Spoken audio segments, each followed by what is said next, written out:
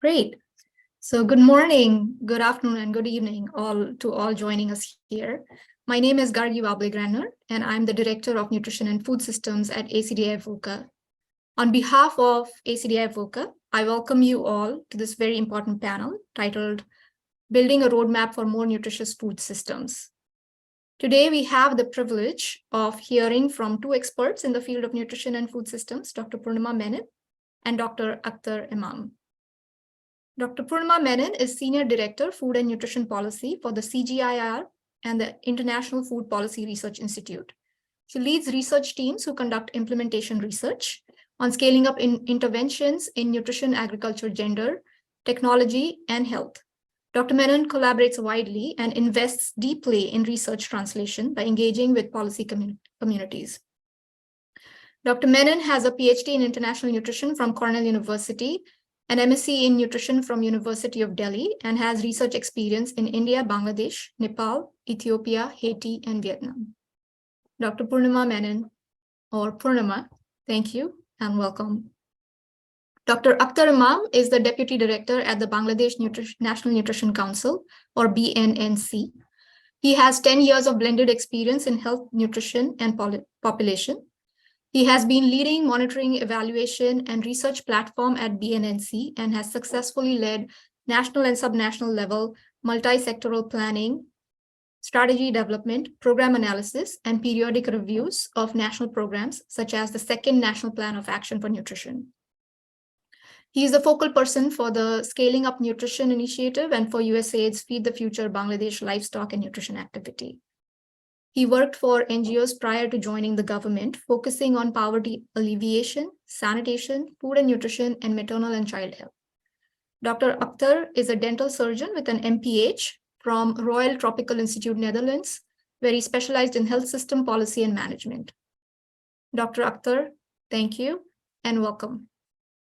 In a few moments, you will hear opening remarks from both our panelists, followed by a Q&A with me, the moderator, and then a Q&A with you, the audience.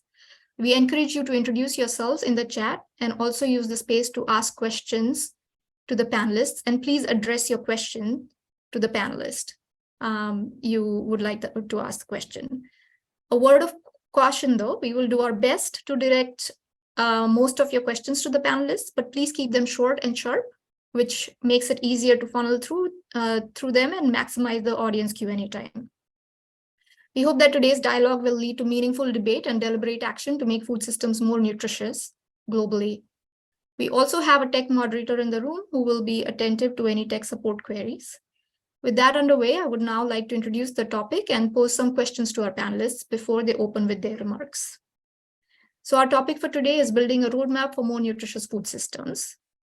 And we are guided by what's happening today. So investing in nutritious food systems is more important than ever as our global food systems faces the triple burden of malnutrition, the coexistence of undernutrition, which affects 10% of the global population, micronutrient deficiencies, which affect 25% of the global population, and overweight and obesity, which affects 40% of all adults and 20% of all children. The situation has worsened most recently, with 35 million children under 5 today are severely malnourished, and over 3 billion people could not afford a healthy diet in 2022. However, there are strong economic incentives to change course. Food supply chains have enormous opportunity to meet existing demand for affordable, safe, and healthy diets. Governments have an incentive to invest in nutrition-specific interventions and policies that reduce health costs due to diet-related non-communicable diseases and improve overall worker productivity. Given the global challenges that are impacting food systems, what are some of the policies and actions food system actors can take to produce better nutrition outcomes? How can we avoid the transition from undernutrition to malnutrition as economies develop? And what government policies have been successful at incentivizing more nutritious food production and consumption? Or where are the good examples of multi-sectoral coordination around nutritious food systems? These are some of the questions that I hope our panelists can address to guide further discussion and debate on this very important topic. And again, thank you so much for joining. And now I'll hand it over to Dr. Menon. Thank you. Thank you so much, Gargi. Let me in opening, thank ACDI VOCA for having me here. It's been a few months, almost 6 months now in my new role at IFPRI, and I've been learning and the CGIAR, and I've been learning a tremendous amount about food systems transformation and the kind of the wide range of efforts that need to happen across the system. I think it's very timely that you're hosting this session, but I should also say that I think you've chosen a very difficult set of questions to really take on in our dialogue here today. So, let me take a crack at some opening remarks, and I think I'm really interested to hear people's comments. So, I think the first question you posed is given the set of global challenges that are impacting food systems, what can food systems actors do to produce better nutrition outcomes? And when I reflected on that question, I in a sense settled on the idea that, of course, policy actions. So first, let's talk about food systems actors, actually. So, food systems actors are just sprinkled and really settled in many cases, so widespread across the economy.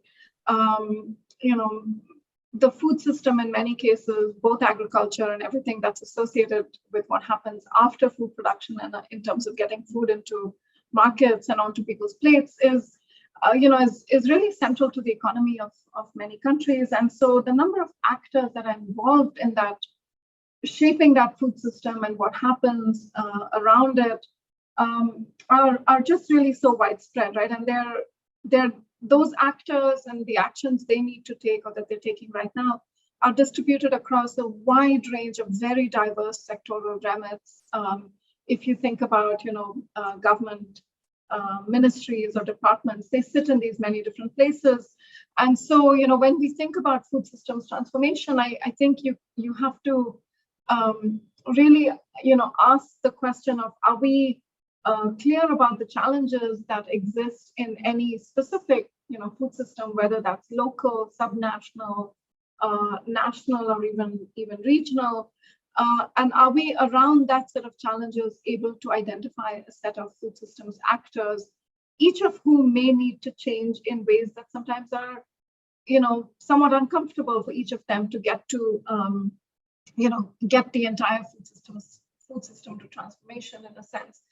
And so, while I think we see a wide range of global challenges, and you articulated, some of them very clearly, the actions that are needed actually to address those global challenges, they span, global, national, subnational, and even local. So, the kinds of actions that need to happen, and as a researcher who also invests in collecting a lot of data, we're often working in fairly local, often subnational types of settings.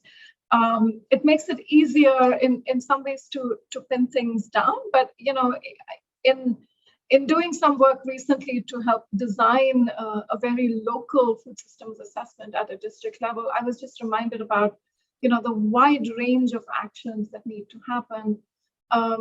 And our first task, in a sense, is to understand that challenge in context, right? So what is happening today on farms? And where does that need to move to change the food supply coming in? What are farmers growing? What are people who are producing other kinds of food, not just crop-based foods? What are they producing? What are their challenges? Is it too much, too little for what the needs are?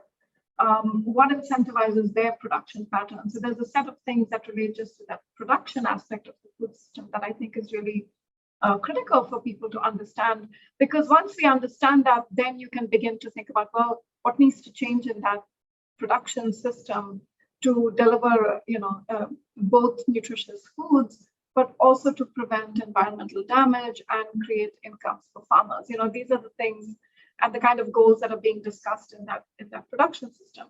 Then you have to begin to understand what's going on with value chains and markets. Who's benefiting from those value chains, who's not benefiting. How is what's happening in value chains affecting both the incomes for farmers on the one hand, as well as the food that eventually becomes available for consumers in their markets. and that's a big area to understand. And then of course we need to, really dig in on understanding sort of what are the kinds of issues that need to be tackled around in the consumer space. What are people eating? Where is their food coming from? What is driving their food choices?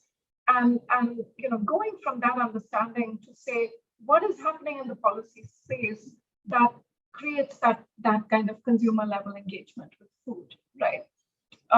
What is going on with marketing? What is going on with advertising? What is going on with nutrition labeling? What is the guidance in different settings and countries around nutrient compositions of different types of foods? And then finally, I think you have to understand and then engage in a whole series of decisions about what needs to change around the environmental consequences of what's happening in food systems, right? So what's going on with emissions? What's going on with packaging? What's going on with transportation? And so on the one hand, when I think about the policies and actions that food systems actors need to take to produce better nutrition outcomes, I find it extremely daunting.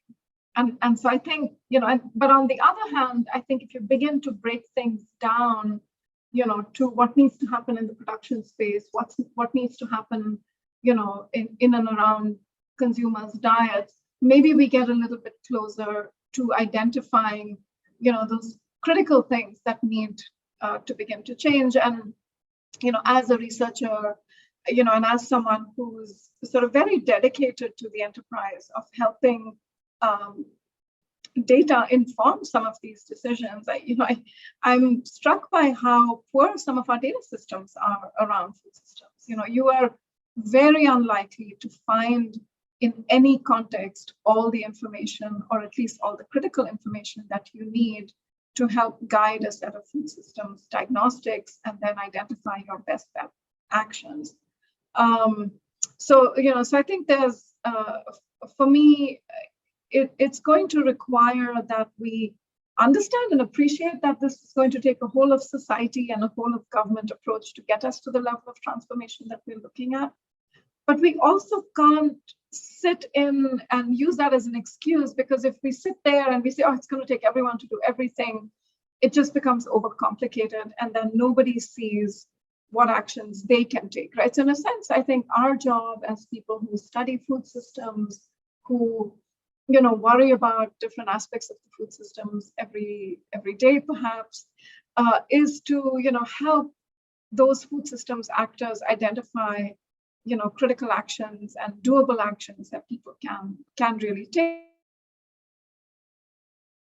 Also figuring and trying to understand, well, what happens if people make small changes? If many people make small changes, is that enough to get us to tipping point on some of the challenges we face? Or do we need many people to make such big changes that you then have, then everyone has to stretch that much more? And that requires different types of enabling environments. So I think that, I think the global challenges, again, that question that you asked is really daunting, but I think if we, bring it down to specific contexts, within specific contexts, hone in on specific aspects of the food system, then we begin to see and then have some data around those aspects. I think we get to a point of being able to do some of the action-oriented work that needs to happen a little bit better. Let me, then also turn to another question that you asked around, what are some policies that have been successful at incentivizing, say, more on nutritious food production and food consumption. And I'll start with production only to say that I think it's an extremely challenging area, because the current set of incentives in many, many parts of the world, be it the United States, be it India, be it Bangladesh, be it, probably other countries, the current incentives in the system have largely favored the production of cereals, sugar, oil seeds, commodities that we acknowledge are important in the diets of people, especially to address food security, but they're not enough, and sometimes they're even harmful to the nutritious side of the food system. And I think this is, so this to me is it's a big emerging policy area to understand what can be done through some of the policy instruments that today incentivize the production of, cereals and sugars and corn and all of these types of things. What can we learn from there to incentivize the production of more nutritious commodities, whether it's biofortified commodities or to diversify production, change production landscapes. It's a very nascent area. I think there's lots and lots to do and to learn over there. On the consumption side, there's been lots of efforts and policies. I think there's been a tremendous amount of insight from large-scale nutrition behavior change programs that have been evaluated on mothers and infants, etc. But still lots of different insights there that I think are broadly applicable also to other population groups. And in many of those, there have been, I think there's quite an emerging body of evidence on how to get people to eat more diverse diets. How do you get more vegetables, more eggs, more fruits into the diets? But there are two things that I think we're encountering. One is that there are structural constraints to what people consume or choose to consume. Their own time, the way lives are organized, the roles of women, the affordability of some of the foods that are promoted, that need a lot of attention. We know how to deliver some of the behavior change, but tackling the structural constraints that prevent people from really taking on the behavior change is a big one. And then the other one is, the consumption of unhealthy foods. I mean, packaged unhealthy foods are extremely widely available today all around the world. And we are just in the process of completing a review, scoping review on evidence on behavior change programs trying to reduce the consumption of unhealthy foods. And there is actually very little out there. There is very little experience out there from low and middle income countries. Most of the evidence that's available, what little is there from more wealthy countries. So I think that's a big area for more work. It's one that requires us to engage with issues of commercial determinants. In addition to getting consumers to think about their own behavior change, I think we also have to ask the difficult questions of why are there so many unhealthy foods so easily available, marketed so relentlessly to people around the world. And that's an uncomfortable space. We'll have to spend some time there if we really want to transform what's happening on people's on the totality of people's diets. Let me stop there. Thanks. Thank you, Purnima. I think you raised more questions, and I hope that we can, through this session, try to get answers to that. But yeah, all the points are well taken about value chains, who's benefiting and not benefiting is something that we really need to deliberate on, and the gaps in data, especially on the food systems and consumption of unhealthy foods, the social behavior change interventions on that front in low and middle income countries. And I think the affordability of foods, right? Those constraints that people have to improve consumption of healthy foods. And I'm guessing that Dr. Akhter would touch on a few of those things based on his experience from Bangladesh. So please, Dr. Akhter.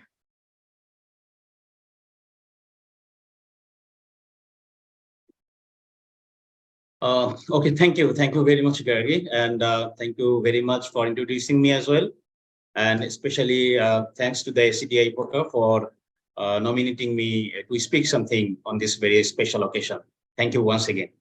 And as we talk about the nutrition, when we talk about the nutrition and when we talk about the Bangladesh as well, that the Bangladesh in recent years have made immense improvement in terms of the economic growth, health, nutrition, and food security since its independence. And that despite we are having so much ongoing challenges like frequent floods and cyclones and poverty, but still we have been able to reduce the child stunting burden by half. If we look back in 2007, it was 43%, but it was come down to 24% in 2022, and which is a remarkable achievement during the last 15 years. But and for this, that we have been recognized as a success story from the South Asia, and achieving this kind of successes was not so easy, and it took a strong vision, leadership, and also a lot of coordination among the different sectors, and obviously involving the communities. As you talked, Gargi, as you were introducing me, like I have been working with the Bangladesh National Nutrition Council for quite a long time, and I have experienced the transition of this kind of achievements. And you know that you have touched and you have asked some of the questions that I will try to accommodate in my speech. And let me talk about the multi-sectoral engagement, multi-sectoral stewardship.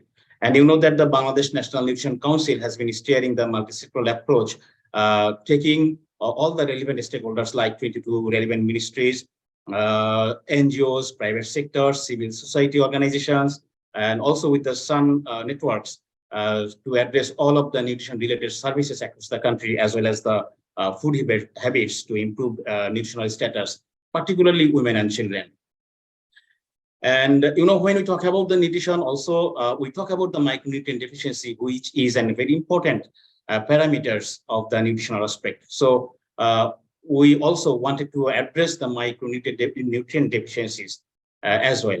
To address this, you know, that Bangladesh has taken several initiatives actually, and among those, some of those, like Bangladesh has enacted the Edible Oil Fortification Act and also the Salt Iodization Act a decade ago, and thus we are getting the results.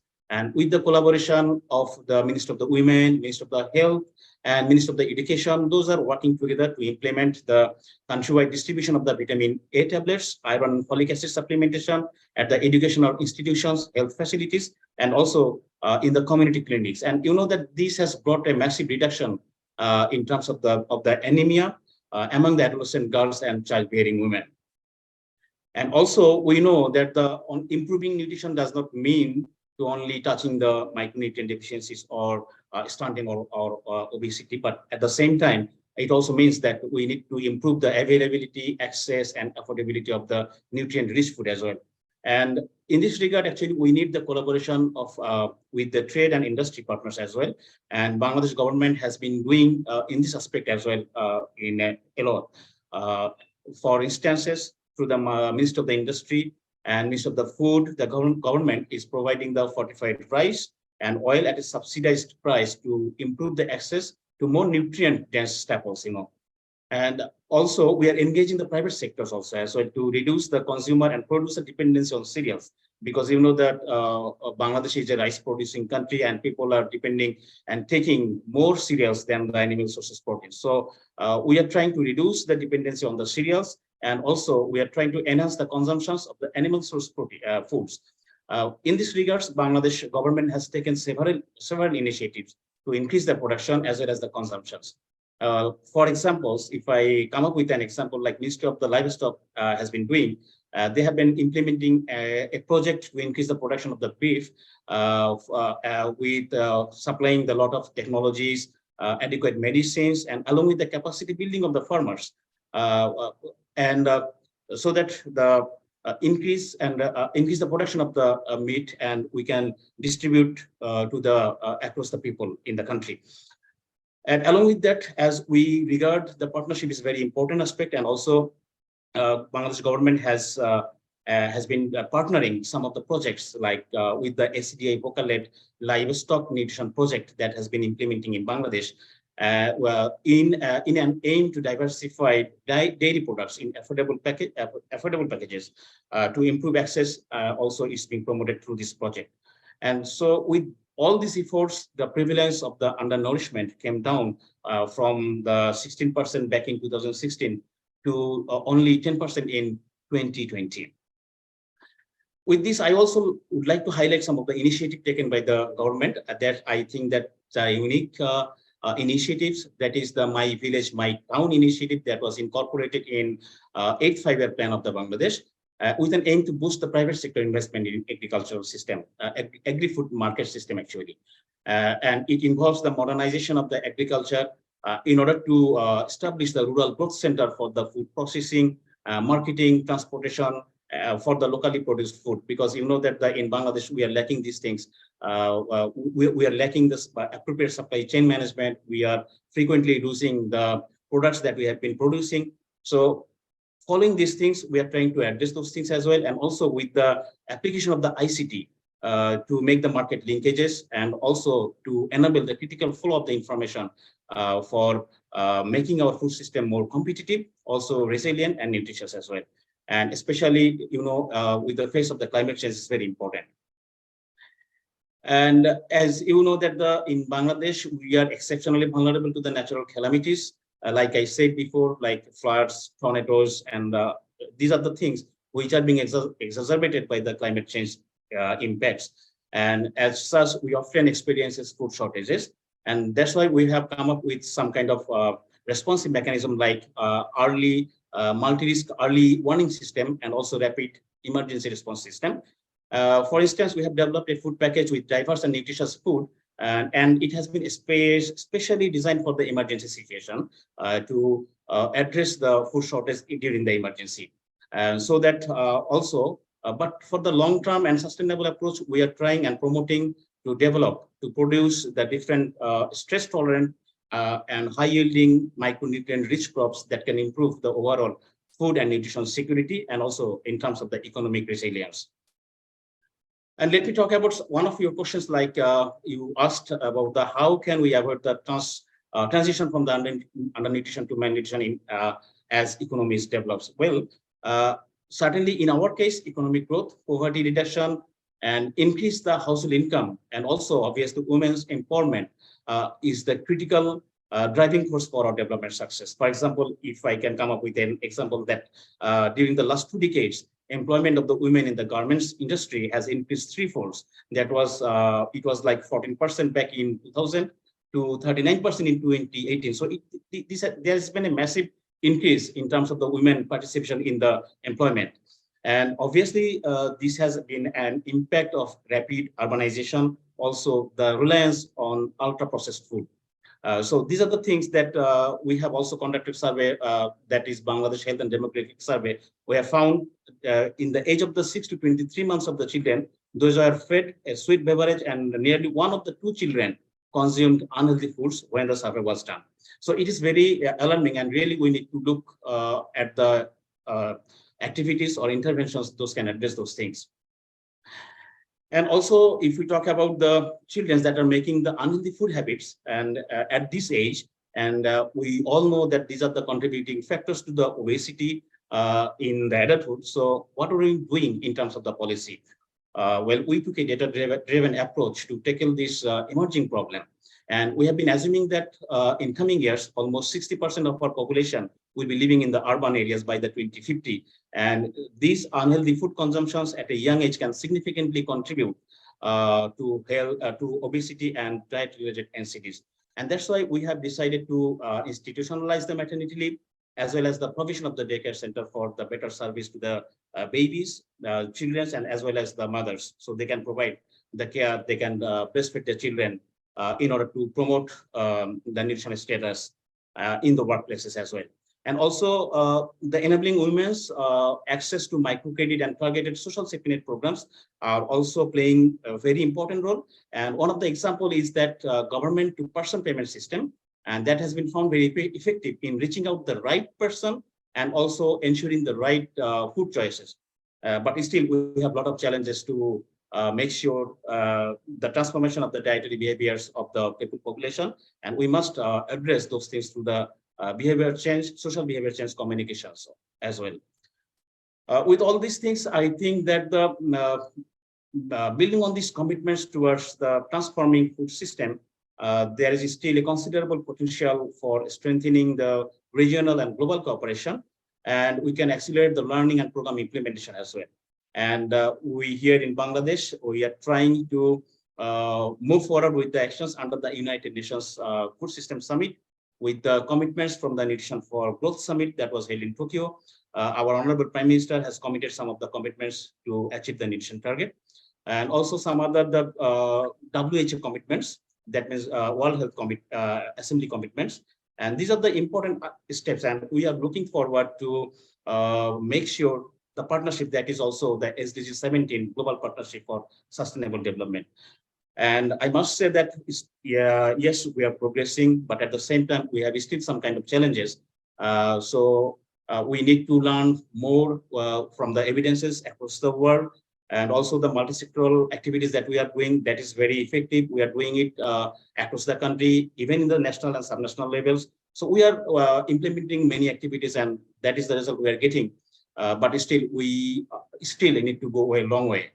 I think with all our partnership and actions, we can achieve our targets by building a meaningful partnership. Yeah, let me stop here, and thank you very much again for giving me the opportunity to speak something on behalf of Bangladesh context. Thank you very much. Thank you. Thank you. Thank you so much, Dr. Akhter, and thank you for bringing up like this point on, collective effort. We call it, or we label it as multi-sectoral approach. And I'm going to come back to you on a question on that specific aspect, given the success story that Bangladesh is today in terms of reducing stunting, wasting, and also improving women's empowerment and food security. But I'll come back to you with that question. First, I wanted to pose a question to Purnima on something you touched on, Purnima, about the value chains and who's benefiting and not benefiting from them. And this obviously is relevant to the private sector engagement in food systems. As most of us know, once the food is produced on a farm, the whole process from taking the food to processors and distributors and marketing, there's like this big area of private sector engagement, but there's still like this hesitation, I feel like, or, some people shying away from engaging with the private sector and learning some lessons there to then, come up with ideas on, okay, how do we transform a very cereal-driven food system to a more diversified, nutritious food system?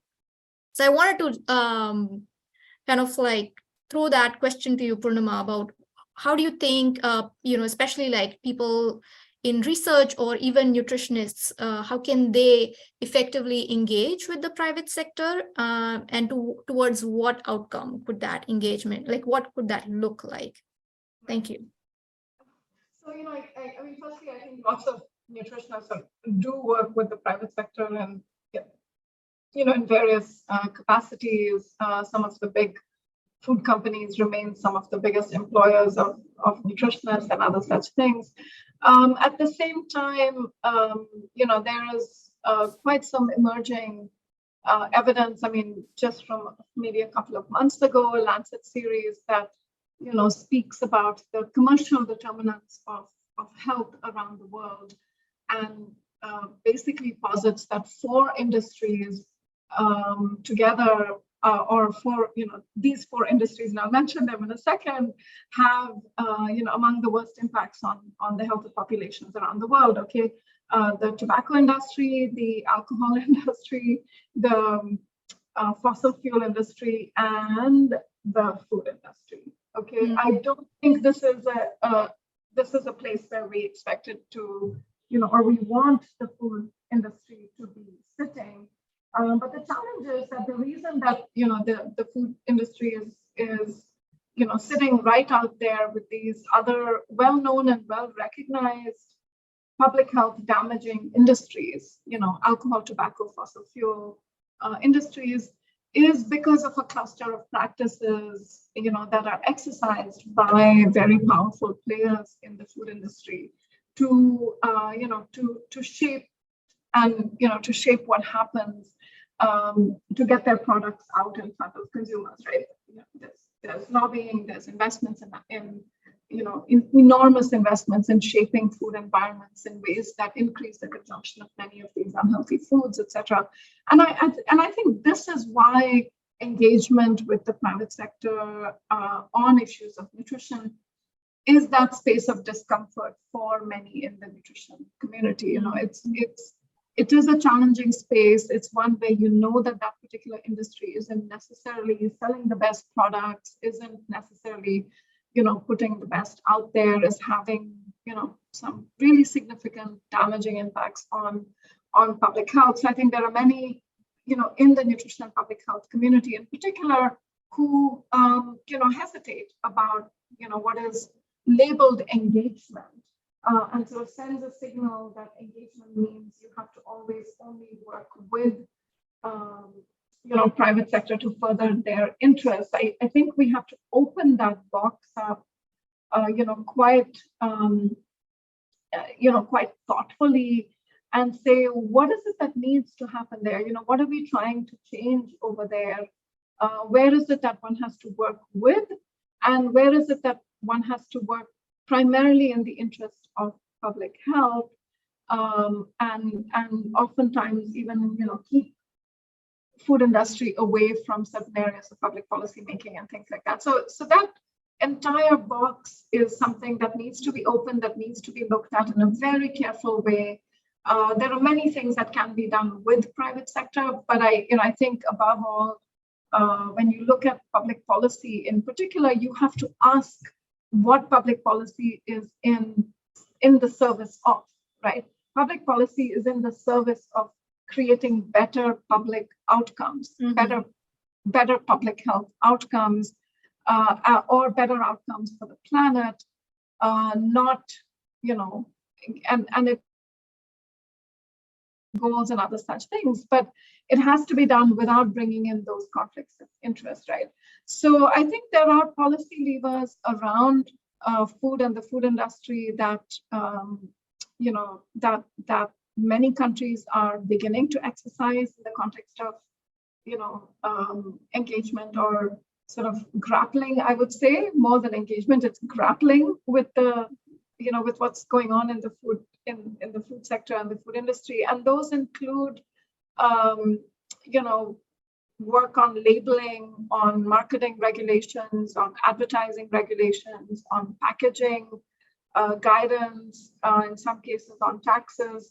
And one is beginning to see in some areas and around the world, especially in Latin America, that these efforts to grapple with the outsized influence of the food industry on what happens in our food spaces is beginning to, have some impact. So, I think we need to be very thoughtful about what we are doing here and in whose interests anyone who works on issues related to the private sector and food industry and nutrition, in whose interests is that work happening? It really needs to be in the interest of people and in the interest of planet before it becomes in the interest of profits. Yeah, thank you. I hope that's helpful. Yes, definitely a daunting task, another daunting task, but like you said, we need to break that down into small actions, small doable actions, like can we engage in labeling, for example, or can we engage in the packaging and generate more consumer awareness, as nutritionists, is something that is important to work with the private sector on. Thank you. So just in the interest of time, I think I just wanted to kind of remind the audience that please keep your questions coming, because after my question to Dr. Akhter, maybe we can open the audience Q&A. So Dr. Akhter, as promised, this question on multisectoral coordination for you. So, you mentioned, you took some names to a Ministry of Health, the Trade and Industry, Ministry of Trade, for example, or Ministry of Education, coming together to improve the nutrition outcomes in Bangladesh. So, and also not just the government partners, but outside the government, the NGOs and the civil society organizations, research organizations. So we're just wondering if you could touch a little bit on what motivates or incentivizes all these various actors to come together for this common goal of improving nutrition, and how do you keep each other accountable? Thank you. Wow. Well, thank you very much for asking me these questions. And actually, I'm very comfortable with this question because, I've been working with this the setup, like in the coordinating mechanism. Yes, it was not that easy to establish the multi-sectoral coordination because, and at the same time, I already mentioned in my speech that we have been working with the 22 ministries. That when the NPAN2, that is the National Plan of Action for Nutrition, came, that started back in 2016.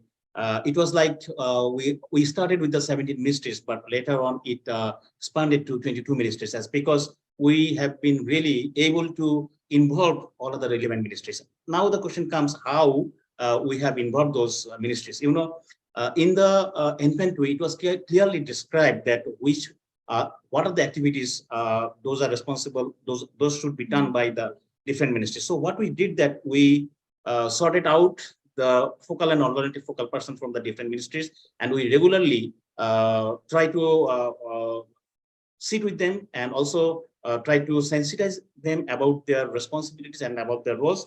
And this is the commitment from the Honorable Prime Minister, and she has given the instruction to every department through the cabinet division that each part of the NPAN 2 has to be done by the own ministry, and this should be supervised or monitored by the Bangladesh National Nutrition Council. So this instruction acted like it boosted the other ministries to come together because it came directly from the Honorable Prime Minister.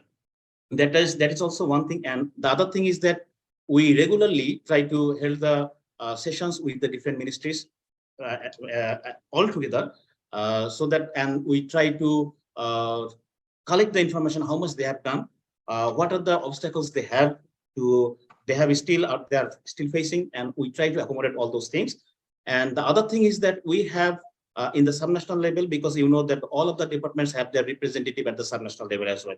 So we have come up with a committee that is really multi-sectoral committee, and those committees involve all the sectors, including civil society, media men, and if there is any kind of influential social person, like in the villages or in the communities, there are some people, there are some influential person whom people used to abide by. So we always motivated those committees to involve those, so that we can, and that those committees have their TOR, that they need to develop their own nutrition action plan based on the local context. And other than the involving the local community, it is not possible to know what is their need. So this was one of the important provision to include those people in the committee so that we can learn more.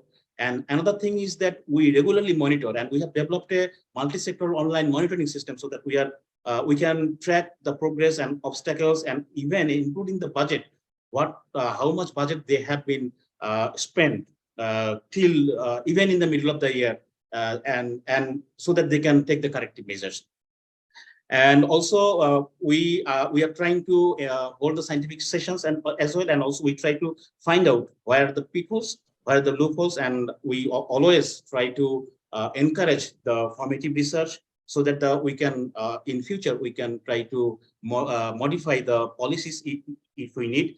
For example, I must say that during the COVID situation, we come up with some kind of policy briefs. Those later on, if I would have time, I could have explained more. But just for example, that during the COVID session, we came up with the different studies, and also we came up with some kind of policy recommendations that those are adopted later on the national plans. So all these things, actually, I think that these are the things that motivated the multi-sectoral coordination as well. And also the other thing is that we regularly communicate with the different stakeholders, regularly communicate through the cabinet, through the ministry, and for the nutrition as the leading ministry, Minister of the Health and Minister of the Food, all those things, we are trying to communicate with the different subcommittees in the subnational level. And also one thing you asked that I must address the how we also involve the development partners and NGOs and other stakeholders, actually, apart from the government. And we really realize that the partnership is very important, because there are a lot of partners are working in differently. So we try to collect their information as a whole, which partner are working on what, and then we compile those things and we try to accommodate those partners in those particular areas, and so that no one can be left behind. And I think I'll have to stop you there, Dr. Akhter. Time. But I think that I have been able to make you understand that how we are working in a coordinated way. Yes, what I heard you say, and clearly, is just at every level, be it government or even like the local government and the communities themselves, the ownership that you get to kind of like have that shared goal of improving nutrition outcomes at every level. And obviously that has been backed by the leadership as well from Bangladesh. So that's really good to hear. So thank you so much for those, bringing out those minutiae here. For that response. Thank you so much. So I think we will have to turn to the audience questions, and unfortunately we may not be able to get a lot only because of the time, but I think this one's addressed to you, Purnima. It's from Mohammed, who's thanked you for your good remarks and has asked, do you think that if private companies are included in the SBC activities, would there be opportunities to expand their business along with the development of nutrition? Well, I think we know that private companies know very well how to promote their products. And so, our concern is much more about, private food companies are extremely successful at promoting their products. The challenge is that many of those products are not, nutritious enough, or in many cases are frankly quite unhealthy. I do think it's worthwhile, thinking about, the fact that there are so many different types of private companies involved in producing food, and and not all of them, in fact, have the opportunities to promote, for example, their more nutritious products, because they may not be part of sort of these larger food companies that have large advertising budgets and so on and so forth. So I do think, there is an area there where we need to look at, those food companies that are producing more nutritious commodities and really understand, how in some cases those could be, promoted, or where the promotion of those nutritious foods and products could be supported in different ways. It is a complex space when you're trying to, in a sense, really figure out how to reconcile, what seem like opposing motives, profit motive and a public health motive, and what are the parameters that allow us to say that certain products may or should receive additional promotional support, or certain companies should receive additional promotional support because their products are more nutritious versus others. So I think there's quite a lot to think about. There are many examples. Many people have been working in this space for a while, especially with small and medium enterprises making healthier commodities. But I think there's a lot that remains to be learned over there. Over. Thank you so much, Purnima. Yes. Point well taken on the private versus the public health motive, and how can we effectively engage or learn even from the private sector companies who engage in producing good, nutritious products. Thanks for that. Yeah. Dr. Akhter, I have a question for you from Kailina. How much does policy change affect the actual behavior of individuals to both have access to and choose healthier or more nutritious food options? And I believe you kind of touched on it with the G2P. Maybe it's a good time to elaborate on that. Yeah, exactly. Thank you very much for this very time relevant questions. Actually, when we formulate a policy, it really needs to have some kind of implementation plan as well. So what I think that the changing behavior of the people is not that much easy, and it takes time actually. So we are trying to engage people. We're trying to motivate people through different kind of the strategies, and also with some kind of SBCC materials. But at the same time, we are trying to take the help of the ICTs as well, and technology as well.